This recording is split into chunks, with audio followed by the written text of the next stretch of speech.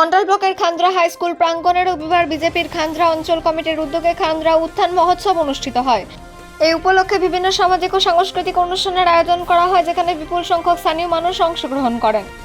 অনুষ্ঠানের অংশ হিসেবে শিশুদের জন্য চিত্রাঙ্কন প্রতিযোগিতা, মহিলাদের সাংস্কৃতিক পরিবেশনা এবং সমাজসেবামূলক উদ্দেশ্যে একটি রক্তদান শিবিরের আয়োজন করা হয়। এই সব কর্মসূচিতে এলাকায় মানুষের ব্যাপক উৎসাহ লক্ষ্য করা যায়। এদিন রানীগঞ্জ বিধানসভা দায়িত্বপ্রাপ্ত নেতা জয়ন্ত মিশ্র বলেন, খান্দ্রা উত্থান মহোৎসবের মূল উদ্দেশ্য হল এলাকার প্রতিভাবানদের জন্য একটি মঞ্চ তৈরি করা এবং সামাজিক সচেতনতা বৃদ্ধি করা। তিনি জানান, শিশুদের সৃজনশীল প্রতিভা বিকাশের জন্য চিত্রাঙ্কন প্রতিযোগিতা এবং মহিলাদের অংশগ্রহণ নিশ্চিত করতে সাংস্কৃতিক অনুষ্ঠানের আয়োজন করা হয়েছে। পাশাপাশি রক্তদান শিবিরের মাধ্যমে প্রয়োজনীয় রোগীদের সহায়তা করার প্রচেষ্টা চালানো হচ্ছে।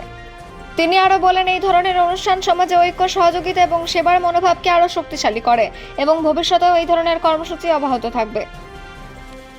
অনুষ্ঠানে উপস্থিত ছিলেন রানীগঞ্জ বিধানসভা দায়িত্বপ্রাপ্ত জয়ন্ত মিশ্র, রানীগঞ্জ মণ্ডল 3-এর সভাপতি ইন্দ্র সেন রায়, মণ্ডল 3-এর সাধারণ সম্পাদক বিশ্বজিৎ বাউরি, ভোলা ধীবর, সহসভাপতি আকাশ রুইদাস, শক্তি কেন্দ্র প্রধান রামু দাস, দেবাশিস রুইদাস সহ বিজেপির অন্যান্য বিশিষ্ট নেতৃত্ব কর্মীরা উপস্থিত ছিলেন। অন্ডাল থেকে অজিত মিশ্রা, রিপোর্ট নিউজে।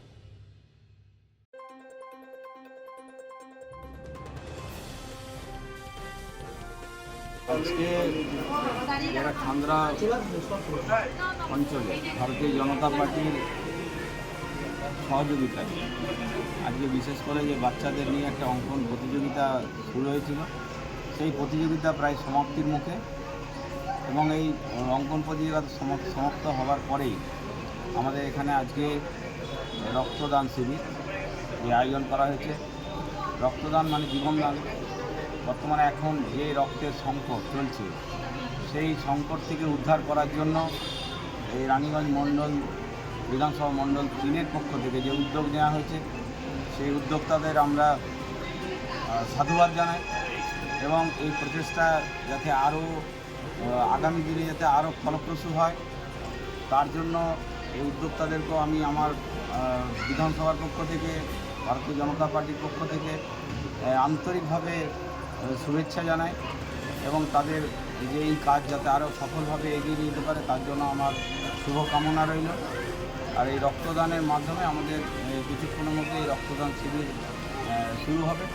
কারণ রক্ত এখন যে পজিশান, এই পজিশানে বিভিন্ন ব্লাড ব্যাঙ্কে যে রক্তের আকাল আমরা দেখতে পাচ্ছি, সেই আকাল থেকে মানে কিছুটা উদ্ধার পাওয়ার জন্য যে এদের যে প্রচেষ্টা, সেই প্রচেষ্টার ফলে যদি আমরা এভাবে ছোটো ছোটো একটা অঞ্চলে যদি এইরকমভাবে শিবিরের আয়োজন করে যদি আমরা এই সরকারের পাশে দাঁড়িয়ে যদি আমরা কোনো মানুষের জীবনকে ফিরিয়ে দিতে পারি, তার জন্যই এই রক্তদান শিবিরের আয়োজন করা হয়েছে।